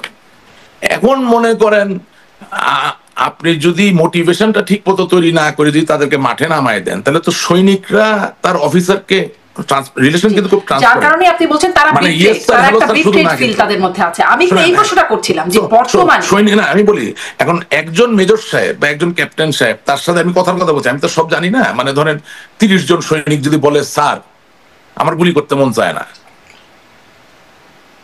কি করবে মেজর সাহেব, ক্যাপ্টেন সাহেব? মানে মুখোমুখি একটা জায়গায় পড়ে গেছে। এগুলো তো হইতে দেওয়া যাবে না। এটা আওয়ামী লীগ বলে না, আমি সব সরকারের ক্ষেত্রে বলতেছি যে সেনাবাহিনীকে ছাইড়া দেন ভাই, এগুলোর ভিতরে ইউজ করেন না। Let them do their job, give them honour, give them dignity, let them perform the way they perform. দেশকে ভালো রাখার জন্য, সুরক্ষিত রাখার জন্য তাদের যে স্কোপ, তাদের ডিগনিটি নিয়ে কাজ করতে দেন, এটা আপনি বলছেন। আমি আসলে এখানে আমি একটু প্রশ্ন করতে চাই, আমি বর্তমান সময়ের প্রশ্নটা করতে চাই যে সেনাপ্রধান ফেব্রুয়ারিতে একটা অনুষ্ঠানে বলেছিলেন, একটা আয়োজনে অ্যাড্রেস করেছিলেন তিনি, যে বর্তমানে RAB, BGB, DGFI, NSI panicked, বিভিন্ন দোষারোপ, গুম, খুন ইত্যাদি তদন্ত চলছে। অবশ্যই দোষীদের বিচারের আওতায় আনতে হবে, এমন ভাবে কাজটা করতে হবে যেন এই অর্গানাইজেশনগুলো আন্ডারমাইন্ড না হয়। এই অর্গানাইজেশনগুলোকে আন্ডারমাইন্ড করে যদি মনে করেন আপনি শান্তি শৃঙ্খলা, মানে দেশের শান্তি শৃঙ্খলা বিরাজ করবে, আপনারা সবাই শান্তিতে থাকবেন, সেটা সম্ভব না। আমি আপনাদের পরিষ্কার করে বলে দিচ্ছি, আমি তাকে কোট করলাম, এটি তার বক্তব্য। মানে আপনারা শান্তিতে থাকতে পারবেন না, দেশের বর্তমান পরিস্থিতি থাকবে না, মানে এই যে একটা বার্তা, হুঁশিয়ারি। এখন যে প্রক্রিয়ায় তাদের বিচার চলছে, সেনাপ্রধান চাপে আছেন, এটা জানা যাচ্ছে। সেনাবাহিনীর মধ্যে একটা এই বিষয়টা নিয়ে অস্বস্তি বা অস্থিরতা কাজ করছে। এর ইম্প্যাক্টটা, প্রভাব কেমন হবে? আওয়ামী লীগ এটাকে কেমন ভাবে নিচ্ছে? এটা ভুল ধারণা, সেনাবাহিনীর ভিতরে কোনো অস্বস্তি নাই। আমি এই ধরনের গুজব বা এই ধরনের ইররেসপন্সিবল আপনার অনুষ্ঠানের মাধ্যমে আমি এটা ক্যাটেগরিক্যালি এটা প্রতিবাদ জানাই। হ্যাঁ, না, নাই, এটার অনেকগুলো কারণ আছে। এটার কারণ হচ্ছে যে যাদের বিচার চলছে তাদের অনেকে খুব জনপ্রিয় কমান্ডার বা জেনারেল ছিলেন, কিন্তু আপনাকে যদি একটা সময় ডাইরেক্ট কমান্ড থেকে সরিয়ে অন্য কোনো দায়িত্ব দেওয়া হয়, ওই আগের সেই জনপ্রিয়তার জায়গাটা ধরে রাখা সম্ভব না, কারণ এটা তো একটা ডাইনামিক সিচুয়েশন। নতুন সোলজার আসছে, পুরানো সোলজার যাচ্ছে, নতুন অফিসার আসছে, পুরানো অফিসার যাচ্ছে, right? So this people who have been indicted, আমি আবারও বলতেছি তাদের ভিতরে অনেকেই আছেন নির্দোষ, আমি বিশ্বাস করি, আবার দোষী ব্যক্তিও আছেন, কিন্তু কমান্ড স্ট্রাকচারের জনপ্রিয়তার যে জায়গাটা সেই জায়গায় তারা এখন নাই। সুতরাং আপনি যেটা বলতেছেন এটা মনে হয় না সঠিক। এবং অ্যাকচুয়ালি ক্যারিয়ার, এই যে আপনি যেটা বললেন যে আপনি বিশ্বাস করেন অনেকে নির্দোষ আছেন, নির্দোষ ব্যক্তিরা যে এখন এই আইনের কারণে চাকরি হারাবেন, যে আইনের যে আমি এখানে কারো ওকালতি করবো না, আমি সহজ কথা বলতে চাই। কোন সৈনিক কোনোদিন অবসরপ্রাপ্ত হওয়ার পরে ব্র্যান্ডেড হইতে চায় না যে আওয়ামী লীগের সৈনিক আর বিএনপির সৈনিক। নিশ্চয়ই আপনি আমার উত্তরটা পাইছেন? কোন সেনা কর্মকর্তা মানে কর্নেল হিসেবে রিটায়ার করলেন, উনি চান না এবার ব্র্যান্ডেড হইতে যে উনি তো আওয়ামী লীগের কর্নেল বা উনি বিএনপির কর্নেল। সো সেই সম্ভাবনা তৈরি হয়ে গিয়েছিল বা হচ্ছে, সেটা থেকে এরা বেরিয়ে আসতে চায়। সেটাতে প্রতিক্রিয়া থাকতে পারে, আলাপ আলোচনা থাকতে পারে, কিন্তু কোনো অস্বস্তি নাই। কি অস্বস্তি? দুঃখিত হচ্ছেন যে ইয়েস আমাদের সিনিয়র কলিগ তাদের নামে গ্রেপ্তারি পরোয়ানা, যেখানে আপনি একটা চিন্তা করেন যে জেনারেল হারুন, মেজর হারুন যিনি মারা গেছেন, সেনাপ্রধান ছিলেন, বাংলাদেশের ইতিহাসে কোনোদিন কোন সাবেক সেনাপ্রধানের নামে গ্রেপ্তারি পরোয়ানা বা জামিন নিতে হয়েছে আপনি শুনেছেন কোনোদিন? না, জেলও ছিলেন। তো এটা কি আপনি মনে করেন না যে একজন সাধারণ সেনা কর্মকর্তার মনে কষ্ট দেয়? কষ্ট পাওয়া এক জিনিস, আর না মেনে নেওয়া আরেক জিনিস। তো কষ্ট তো পাচ্ছেন, স্বাভাবিক। একসাথে মার্চ পাস্ট করেছেন, একসাথে বিএমএ লং কোর্স হোক শর্ট কোর্স শেষ করেছেন, একসাথে সম্মান দিয়ে স্যার বলেছেন, সেলুট করেছেন, যারে আপনি দেবতার মতো সম্মান করছেন, এখন শুনতেছেন তার নামে গ্রেপ্তারি পরোয়ানা, সে নাকি জেলে যাবে। কষ্ট তো পাবে, বাট ইনস্টেবিলিটির যে ইঙ্গিত আমি মনে করি না এটা আছে। এবং আমি আওয়ামী লীগের একজন সমর্থক হিসেবে মনে করি তাহলে মানে কিন্তু কথা হয়েছে, তা এখনকার কথা না যে ইনস্টেবিলিটি বা মানে অস্বস্তি যে ব্যাপারটা। কারণ সেনাপ্রধান কিছুদিন আগে আপনি খেয়াল করেছেন প্রধান বিচারপতির সাথে দেখা করেছেন, নজিরবিহীন ঘটনা, যেটি মানে তখনও আলোচনা হয়েছে যে এই বিচার কাজগুলো যেন আইসিটিতে না হয়, এই একটা দেখা সাক্ষাৎ, যদিও জানা যায়নি কি কারণে। না, এটা নজিরবিহীন ঘটনা না, ইউ আর রং। এটা নজিরবিহীন ঘটনা এই কারণে না যে হুসেইন মোহাম্মদ এরশাদ যখন বাংলাদেশ সামরিক বাহিনীর প্রধান হিসেবে যখন ক্ষমতা কুক্ষিগত করলেন, তখন তো প্রধান বিচারপতির সাথে তার দেখা সাক্ষাৎ হয়েছে। মেজর জেনারেল জিয়াউর রহমান যখন সেনাবাহিনী থেকে ক্ষমতা গ্রহণ করলেন বা নিয়ে নিলেন,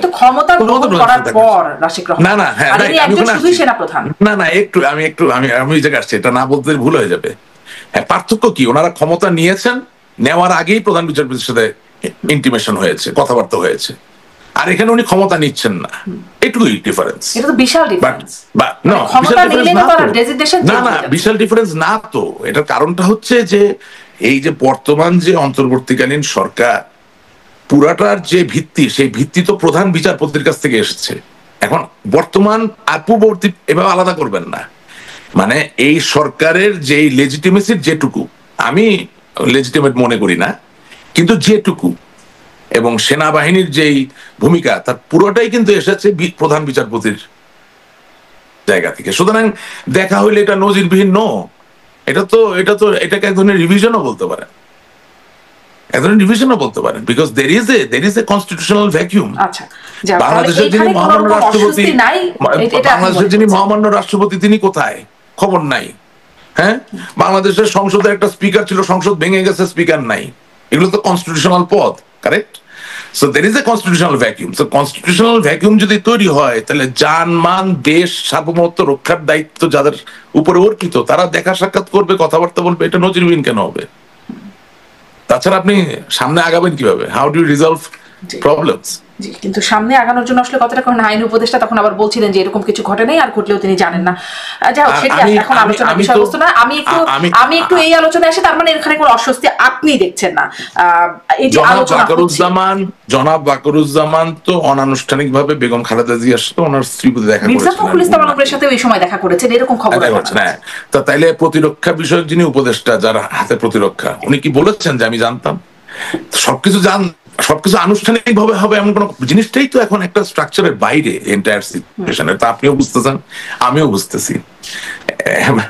আমরা সব আমাদের বোদ্ধার রাজনীতিবিদরা শুধু সারাদিন ধরে সংবিধান সংবিধান সংবিধান। আরে ভাই, জনগণের উপর তো আর কোনো সংবিধান নাই। জনগণ চাইলে আপনাকে জানার বাইরে যখন হয়ে যাচ্ছে তখনই আসলে প্রশ্নগুলো হচ্ছে। আমি একটু মেইন পয়েন্টে যাই। রাশেক রহমান, আমি অনেকক্ষণ কথা বলছি, একটু মেইন আরো দুটো পয়েন্ট বাকি রয়ে গেছে। সেটি হচ্ছে এই বিষয়টি শোনা যাচ্ছে শেখ হাসিনা দ্রুতই ফিরবেন। দিল্লিতে তার একটা ছোট্ট ভিডিও চিত্র দেখা যাচ্ছে যেখানে তিনি হাত নাড়ছেন কোন একটি ভবন থেকে। জানি না আসলে সব ভিডিও, এখন অনেক বার্তা ভিডিও অনেক কিছু হচ্ছে, কিন্তু তিনি দ্রুতই দেশে ফিরবেন এই বার্তাটি আসছে, ছড়ানো হচ্ছে। আসলে কি দ্রুত ফেরার কোনো প্রক্রিয়া আছে জানেন? উনি তো দেশে ফিরতে চান, কিন্তু আমি তো তারিখ জানি না। যে গুজব ছড়ানো হচ্ছে সেটা কোনো ভিত্তি নেই। উনি তো দেশে ফিরতে চান, এ বিষয়ে কোনো সন্দেহ নাই। উনি ওনার দেশে ফিরবে না? ফিরতে চান, কিন্তু যে তারিখ, মানে বিভিন্ন রকম এআই জেনারেটেড ভিডিও আমরা দেখতেছি, এগুলো কোনো ভিত্তি নেই। তিনিও বলেছিলেন যে মানে যে দেশে যে পরিস্থিতি মনে রাখবা গেরিলা যুদ্ধের মাধ্যমে স্বাধীন হয়েছে, সেদিকে যেতে মানে সেইটা মনে রাখতে বলছেন এবং সেভাবেই আগাতে বলছেন। সম্প্রতি নিঝুম মজুমদারকে শুনছিলাম যে সশস্ত্র বিপ্লবের কথা তিনিও একটা জায়গায় উল্লেখ করছিলেন। মানে আপনাদের কি মাথায় এরকম কোনো নির্দেশনা কিছু কি আছে? আচ্ছা, একটু একটা কথা বলে ওখানে যাচ্ছি। আসলে হয় কি, একজন ভিআইপি তিনি কি 4 মাস আগে ডেট দেয় যে আমি অমুক তারিখে যাচ্ছি? সো এটা নিয়ে আলাপ করার কিছুই নেই। মানে সোশ্যাল মিডিয়া আসলে একটা মকারির জায়গা হয়ে গেছে। মানে এমন সব উল্টাপাল্টা সব আসে, এগুলো কোনো লজিক নাই। If you dig inside, dig deep enough, you'll see there's no logic, no rational behind. এখন দেখেন নিঝুম মজুমদার বা অন্যদের যাদের কথা, তারা তো দিনের শেষে আমাদের এই দলের শুভাকাঙ্ক্ষী, সমর্থক। তাদের চেষ্টাটাকে তো আমি অ্যাপ্রিসিয়েট করি, বাট কি বলবেন আর কি বলবেন না, একটু এটা তো একটা লিডারশিপ থেকে আসা দরকার। হ্যাঁ, গেরিলা যুদ্ধ কেন করবেন? আমি তো কিছু বুঝতেছি না। গেরিলা যুদ্ধ কেন করতে হবে? আপনি আন্দোলন করেন না কেন? আন্দোলন কি গেরিলা যুদ্ধের থেকে কম? কিসের গেরিলা যুদ্ধ? আপনি পারবেন বাংলাদেশে গেরিলা যুদ্ধ এখন করতে? এটা কি হবে? বৈশ্বিক বাস্তবতা কি তাই বলছে? That's not possible. আপনি ভারত নিজের প্রয়োজনেই তো, ভারত নিজের প্রয়োজন, আমি আপনাকে বলতেছি, ভারত নিজের প্রয়োজনে বাংলাদেশে কোনো গেরিলা যুদ্ধ হতে দিবে না।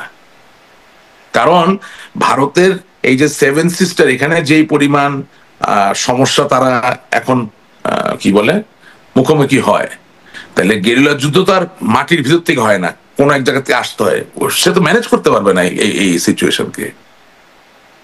এবং আমি আপনাকে একটা কথা বলছি, আওয়ামী লীগের জায়গা থেকে প্রতিষ্ঠিত হবে, আওয়ামী লীগের জায়গা থেকে বাংলাদেশে ফিরবে। একটা ছোট বিনীত আহ্বান আপনার মাধ্যমে করতে চাই যে আমরা নিজেরা বেশি বুঝে যেই গুজব গুলা ছড়াচ্ছি, এতে আওয়ামী লীগের বিশ্বাসযোগ্যতা এবং গুরুত্বের যে জায়গাটা আমরা নষ্ট করে ফেলছি। সেখানে অনেকের নাম আসতে পারে, নাম না ধরে বলতে চাই যে আপনারা এই কাজটা কইরেন না। কারণ আওয়ামী লীগ বলেছিল দেশ স্বাধীন হবে, দেশ স্বাধীন হয়েছে। আওয়ামী লীগ বলেছিল হুসেন মোহাম্মদ এরশাদ বিতাড়িত হবে, বিতাড়িত হয়েছিল। আওয়ামী লীগ খুব শক্তিশালী একটা সত্তা। সুতরাং এই আওয়ামী লীগকে ব্যবহার করে একটার পর একটা গুজব দিবেন, আর 2 দিন পর সেটা মিথ্যা প্রমাণিত হবে। তাহলে আপনাদের আসলে এটি আপনারা জানেন কিনা? কারণ এই বিষয়ে স্পষ্ট উত্তর পাওয়া যাচ্ছে না যে আপনাদের প্রক্রিয়াটা কি হবে। কারণ আপনাদের যে পরিস্থিতি দেখা যাচ্ছে, কারণে অকারণে বা যৌক্তিক অযৌক্তিক ভুয়া মামলায় গ্রেপ্তার হয়ে আছেন আপনাদের নেতাকর্মীরা, অনেকেই আছেন। রাস্তায় নামতে পারছেন না, মিছিল মিটিং আপনাদের বাধা আছে, আপনাদের কার্যক্রমই পুরোপুরি নিষিদ্ধ অবস্থায় আছে। তাহলে আপনারা আসলে কি প্রক্রিয়ায় দেশে ফেরার যে প্রক্রিয়ার কথা বলছেন? না না না না না, আমি আপনার অনুষ্ঠানের শুরুতে সমাধানটা বলেছি, এটার কোনো সহজ সমাধান নাই। এবং আমি আজকে চাইলাম কালকে চলে গেলাম, ব্যাপারটা এরকম না, ব্যাপারটা একটু ব্যতিক্রম। আপনি চাইলে আমি একটা ব্যবস্থাপত্র আপনার অনুষ্ঠানের মাধ্যমে দিতে পারি। প্রথম কথা হচ্ছে, আমার পর্যবেক্ষণে আমি দেখতে পাচ্ছি যে আমাদের দলে নতুন প্রজন্মের ইনক্লুশন খুব বেশি প্রয়োজন। এটা বিরাট বড় একটা ঘাটতি রয়ে গেছে। আপনি লন্ডন, আমেরিকায় যে মুভমেন্ট গুলা দেখছেন, সেখানে হ্যাঁ, যাদেরকে আমরা সাধারণ ভাষায় ইয়াং বলি তারা আছে, কিন্তু সত্যিকার অর্থে যুবা তরুণ বলতে যা বোঝায়, যে সদ্য যুবক হলেন, মানে রোমান্টিক যে বয়সটা, যে বয়সে মানুষ রক্ত দিতে পারে, যে বয়সে মানুষ অস্ত্রের সামনে দাঁড়াতে পারে, সেই প্রজন্মের মানুষের অভাব পরিষ্কার। সো আপনি গেরিলা যুদ্ধ করার আগে আপনি ঘুমের ভিতরে যুদ্ধ করেন, আর বিছানায় যুদ্ধ করেন, আর গেরিলা যুদ্ধ করেন, যেই যুদ্ধই করেন আগে তো সৈনিক তৈরি করতে হবে। তাহলে আওয়ামী লীগ তো ঠিক এক্স্যাক্টলি বিএনপি না বা জামাত না। আওয়ামী লীগের নিজস্ব একটা সেট অফ আদর্শ আছে, একটা ঘটনা প্রবাহে আওয়ামী লীগ বিশ্বাস করে। এই জিনিসটা ছড়ানোর কাজ এই যে বীর সেনানী যারা করছেন তাদের করতে হবে, সেটা একেবারেই বন্ধ। এখন অনেকে আছে জানেই না কেন আওয়ামী লীগ করে। আরে ভাই, উন্নয়নের কথা চিন্তা করে তো আপনি আওয়ামী লীগ করে ফাইট করতে পারবেন না। উন্নয়ন দিয়ে তো ফাইট হয় না, আদর্শ দিয়ে ফাইট হয়। আদর্শটা কিসের সেটা ট্রান্সমিট হচ্ছে না, এটা এক। 2 নাম্বার, আমি আপনাকে দায়িত্ব নিয়ে বলতে চাই যে কোনো ফর্মে এখন যদি নির্বাচন হয় তাহলে আমাদের পক্ষে খুব ভালো করা সম্ভব নয়। কেন? কারণ আমাদের বেশিরভাগ নেতাকর্মী জেলে আছে, পলাতক অবস্থায় আছে। একটা নির্বাচন করতে গেলে তো কর্মী লাগে, ভোট চাইবার শক্তি থাকা লাগে, ভোট কেন্দ্র রক্ষা করার শক্তি থাকা লাগে। আপনার কর্মী যদি ভোট কেন্দ্রে না থাকে তাহলে ভোট কেন্দ্র রক্ষা করবে কে? সুতরাং আপনি মুখে হয়তো বা বলবেন যে আপনি নির্বাচন চান, কিন্তু মনে এই নির্বাচন করা ঠিক হবে না। কারণ ওদের যেই সাজানো নির্বাচন, সেটার গ্রহণযোগ্যতা আমি কেন দিব অংশগ্রহণ করে? কোনো কারণ নাই। এবং আমি আপনাকে বলতেছি যে স্বেচ্ছাচারিতার চরমে পৌঁছে যাবে যদি আমরা একটু ধৈর্য ধরতে পারি। এবং ওই যে প্রক্রিয়া জিজ্ঞেস করলেন, ওটাই হবে প্রাকৃতিক প্রক্রিয়া, মানুষই আমাদের গেট ডেকে নিয়ে বাংলাদেশে ফেরত আনবে। কিন্তু আমাদের কেন জানি তর্স হইতেছে না, মানে আমরা ধৈর্য ধরতে পারতেছি না। আমরা শুধু কি যে করতেছি, কোনো সমন্বয় নাই, কিছু নাই। হ্যাঁ, একটা স্ট্রাকচার দ্বারা হয়নি। যখন যার আমি সেনাবাহিনীর প্রধানের বলে দাম মির্জাফর, আরে কি বলে, এটা কি মানে কি সুস্থ আছে না কি? আপনি বলে দিলেন যে সেনাবাহিনী আমার সাথে প্রতারণা করেছে। How can you talk like that? আপনি একবার চিন্তা করলেন না যে একটা ট্রান্সপোর্ট প্লেন সে সামরিক বাহিনীর প্রধানকে না জানায় বাংলাদেশের ভৌগোলিক সীমারেখা পার হইতে পারে নাকি? এগুলা কথা বলার কোনো মানে আছে?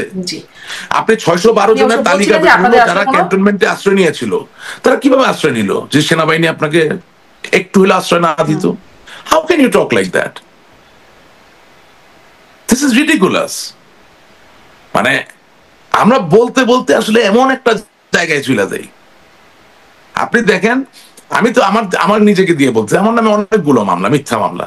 তো সেই মামলার বাদী কি সরকার নাকি? সব বিএনপির নেতারা আমার নামে মামলা দিছে। সরকার তো বাদী না।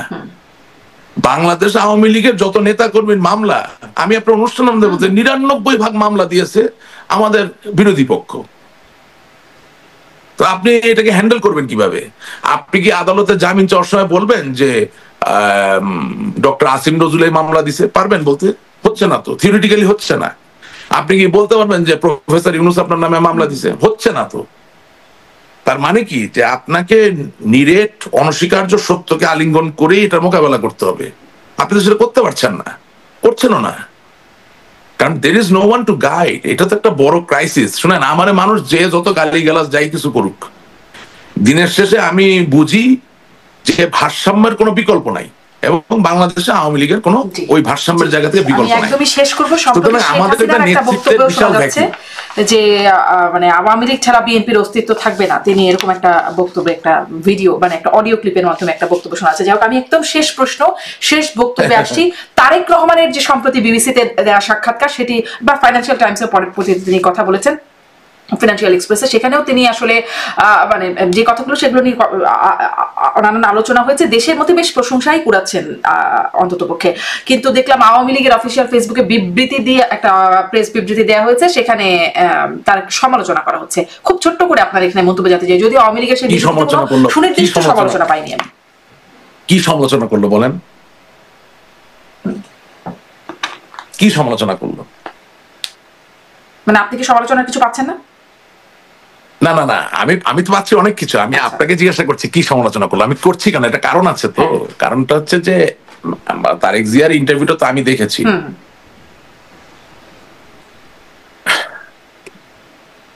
সে তার মার কথা বলেছেন,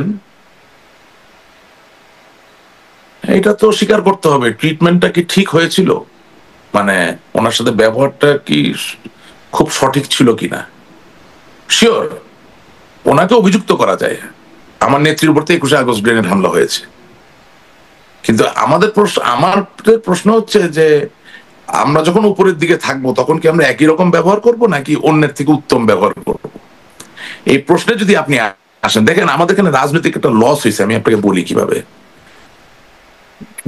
ঢাকা ক্যান্টনমেন্টের মাইনুল রোডের যে বাসা, সেটা যদি অবৈধ হয়ে থাকে, সেটা না ভেঙে থাকা যেত কিনা, এটা একটা প্রশ্ন। আর যদি আপনি ভাঙেন, তাহলে আপনি বিডিআর বিদ্রোহে নিহত যারা শহীদ, তাদের বাসাটা ওখানে বানালেন কেন? তাহলে কেউ যদি ভাবে যেটা নিছক একটা রাজনীতির পদক্ষেপ ছিল বা চাল ছিল, খুব তো আপনি দায়ী করতে পারবেন না। We shouldn't have done that. আমার দেশের একজন শহীদ, তিনি বিডিআর বিজয়ে মৃত্যুবরণ করেছেন, তার পরিবারকে আমি পুনর্বাসিত করার জন্য 55,598 বর্গ মাইলের এই দেশে আর কোনো কি জায়গা খুঁজে পেলাম না? আমাকে কি মানে ওখানেই করতে হবে এটা? আমাদের অনেকগুলো পদক্ষেপ হ্যাজ বিকাম উইপেনাইজড।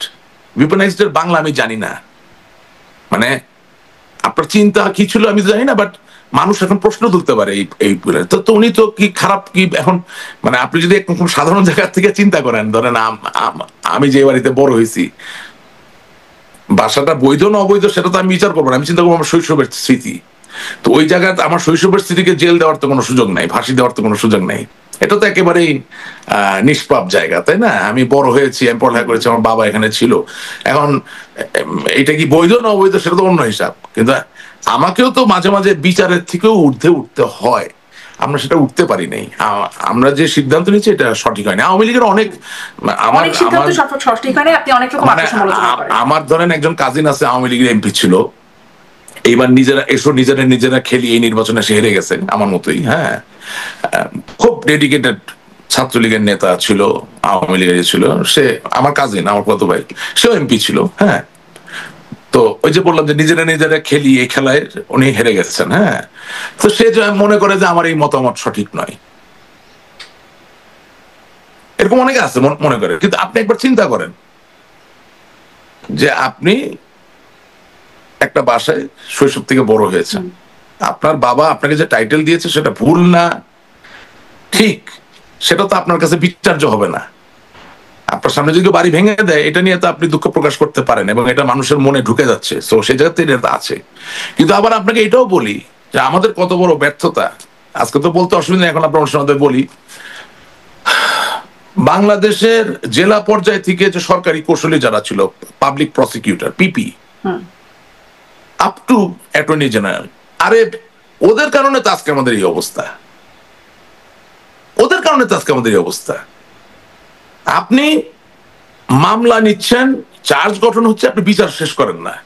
আরে জি জি, এই প্রসঙ্গে আপনি আগেও একদিন বলেছিলেন যে কিভাবে আসলে জি এটা চলে আসে, প্রাসঙ্গিকভাবে চলে আসে। আপনি যখন এই প্রশ্ন করছেন প্রাসঙ্গিকভাবে চলে আসে বিষয়। কিন্তু আমি আসলে এই প্রশ্নটা করছিলাম যে তারেক রহমানের বক্তব্যের বা তার যে সাক্ষাৎকারের সমালোচনা করা হচ্ছে আওয়ামী লীগের অফিসিয়াল ফেসবুক পোস্টে, আর এটা সেটা খুলে নিয়ে বসে আছে। আমি বলছিলাম কোনো সুনির্দিষ্টভাবে তার যে বক্তব্যকে অভিযুক্ত করা হচ্ছে এমনটা না, একটা মোটা দাগে সমালোচনা করা হচ্ছে। আপনি কি সমালোচনা করবার মতো কিছু দেখেন নাকি প্রশংসা করবার মতো দেখেন?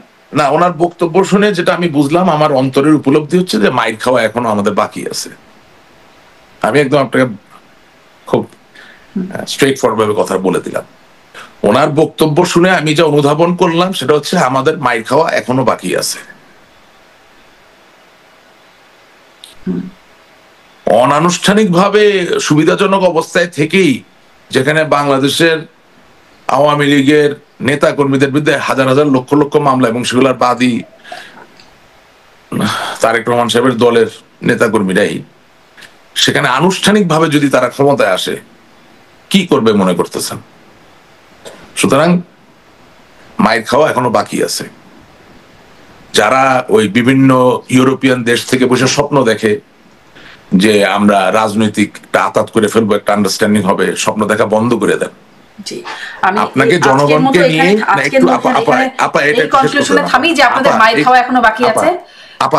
একটা কথা শুনুন, আমাদেরকে জনগণকে সাথে নিয়েই আন্দোলন গড়ে তুলেই আমাদের জায়গা তৈরি করতে হবে। Very simple. মানে মায়ের খাওয়া এখনো বাকি আছে, আর মায়ের খাইতে গেলে তখন ওই জনগণকে সাথে নিয়ে আন্দোলনই আপনাদের উপায়, সেটি আপনি বলছেন। দেখা যাক সামনে আপনারা কত আন্দোলন করতে পারেন, সেই আন্দোলন শক্তভাবে করতে পারেন। আমি সেটা বলছি না, আমি বলছি যে রাজনৈতিক সমীকরণটা সব সমীকরণ সঠিক হয় তা তো না। এখন যাদের হাতে কলম আছে, যাদের হাতে রাজনৈতিক ওই পজিশনটা মানে জায়গাটা আছে, তাদের সমীকরণটা ভুল। কারণ আসলে প্রপার রাজনীতি করা লোকের সংখ্যা তো আমরা জেনে শুনে সচেতন ভাবে আমাদের দল থেকে কমিয়ে ফেলেছি। তাদের তো কোনো ইনপুট দেওয়ার কোনো সুযোগ আমরা রাখি নাই, যার জন্য আমরা অনেক কিছু ভাবতেছি। বললাম না, বিছানায় শুয়ে শুয়ে গেরিলা যুদ্ধ করতেছি, চেয়ারে বসে গেরিলা যুদ্ধ করতেছি, কিভাবে কিসের এটা হয় না। এবং আরেকটা জিনিস হচ্ছে নির্বাচন প্রসঙ্গে একটা কথা শুধু শেষে বলে দিই, এটাও মনে রাখতে হবে যে বাংলাদেশের স্থানীয় সরকার পর্যায়ে যেহেতু প্রচুর পরিমাণে নৌকা মার্কার চেয়ারম্যানরা নির্বাচিত হয়েছিলেন, মনে রাখবেন যে আগামী নির্বাচনে তাদের কৃতকর্মের ফলাফলও কিন্তু আমাদেরকে বহন করতে হবে। সুতরাং এটা কি আমাদের পজিটিভ হবে নাকি নেগেটিভ হবে, এটাও হিসাব করেই নির্বাচনের দাবিতে অগ্রসর হওয়া উচিত। অনেক ধন্যবাদ জাসিক রহমান যুক্ত হবার জন্য। ধন্যবাদ দর্শক এতক্ষণ সাথে থাকবার জন্য। আজকের মতো শেষ করছি আমার আয়োজন। আপনাকে ধন্যবাদ।